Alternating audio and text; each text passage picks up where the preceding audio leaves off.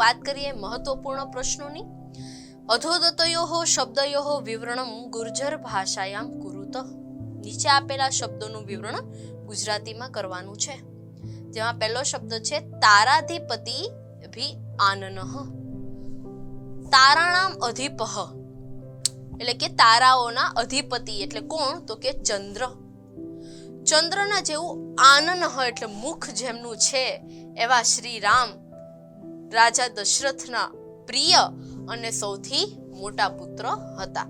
તો પ્રસ્તુત પદ્યમાં આપણને તારા અધિપતિ આનન એટલે કે શ્રી રામની વાત કરેલી છે કે જેઓ વિશેષ જ્ઞાની, ધનુર્ધારીઓમાં શ્રેષ્ઠ, પોતાના આચરણના રક્ષક અને શત્રુઓને સંતાપ આપનારા મહાવીર હતા. તો આ રીતે વિવરણ થશે.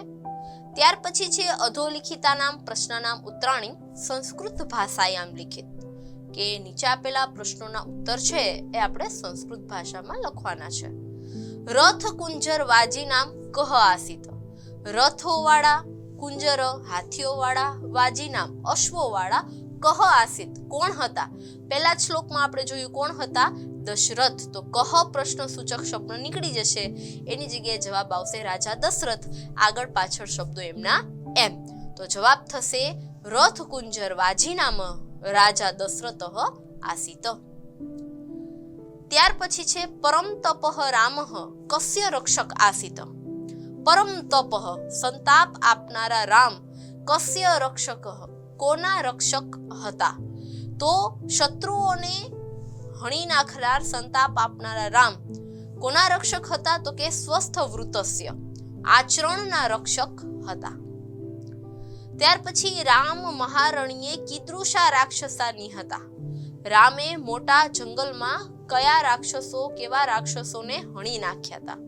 તો કીદૃશા પ્રશ્ન સૂચક શબ્દોની જગ્યાએ જવાબ આવશે મૃગયા પરિધાવતા, શિકાર પાછળ દોડતા, કામરૂપિણ ઈચ્છા મુજબ રૂપ લેનારા, બહવહ શુરા ઘણા બધા રાક્ષસોને નિહતા હણી નાખ્યા હતા. ત્યાર પછી રામ વને કમ મિત્રમ આસસાત. રામને જંગલમાં કયા મિત્ર પ્રાપ્ત થયા? તો એ પણ આપણે જોયું સુગ્રીવ નામ વાનરમ. તો કમની જગ્યાએ આવશે સુગ્રીવ નામ વાનરમ. ત્યાર પછી રિક્ત સ્થાન પૂર્તિ કૃત ખાલી જગ્યા પૂરો. રાજા દશરથ પુણ્યશીલ ખાલી જગ્યા. તો પુણ્યશીલ શું હતા? તો કે હતા આસિત. રાજ્ઞઃ દશરથસ્ય રામ ખાલી જગ્યા પુત્ર આસિત. દશરથના જે આવા જ્ઞાની રામ પુત્ર છે એ કેવા હતા? તો કે જ્યેષ્ઠ સૌથી મોટા હતા. તતઃ સ વાલિનમ રામ પરમ પુરંજય.